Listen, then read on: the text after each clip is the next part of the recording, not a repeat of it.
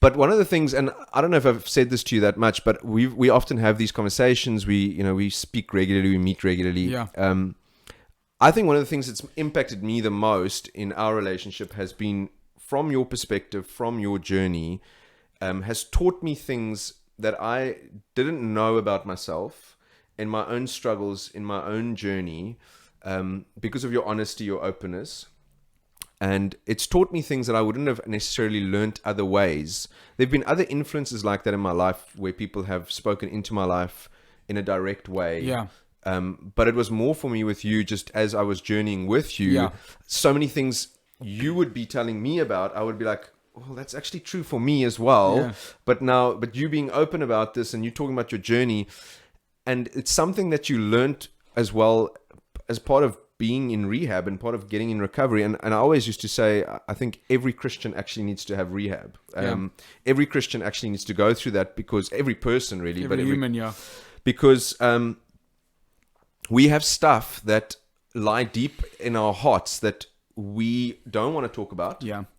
We don't want to deal with. Yes.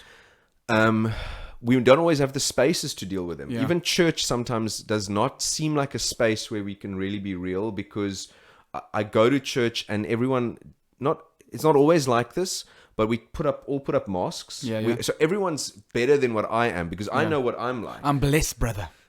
Yes. Yeah.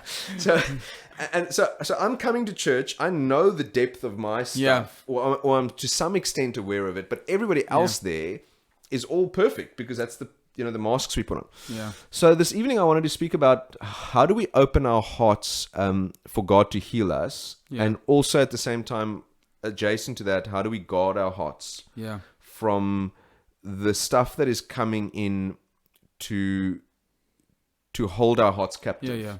So I'm going to ask you I'm going to talk about that a bit more, but just your initial thoughts on what I've just said. And yeah, I think just initially, I think what you said right now, they're definitely joint. We're carrying around the weight of our sins, of our struggles, of our past. And one of the ways we protect our hearts is by speaking, confessing, dealing. King David said, when I kept silent, my bones wasted away.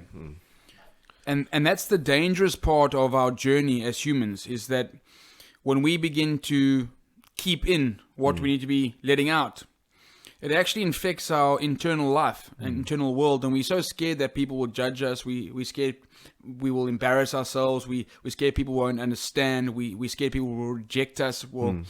And I think the biggest thing that we need to practice is having honesty and speaking about the things we are struggling with. And I think often the things that we label as not as important to speak about are the very things that end up destroying us.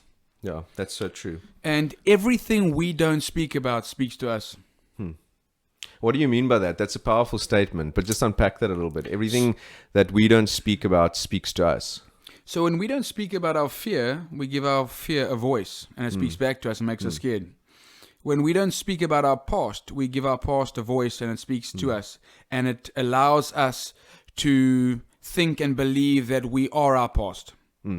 So everything we go through in our lives, if we don't speak about them, we actually give that thing power, and it ends up speaking back to us. It becomes the voice in our minds. That's the very thing that determines the steps we take, what we believe about ourselves, what we believe about our futures. So that's why it's so important to speak, to confess about our struggles, our secrets, our sins, let it out, because that's the way that we unhinge ourselves from unhealthy things.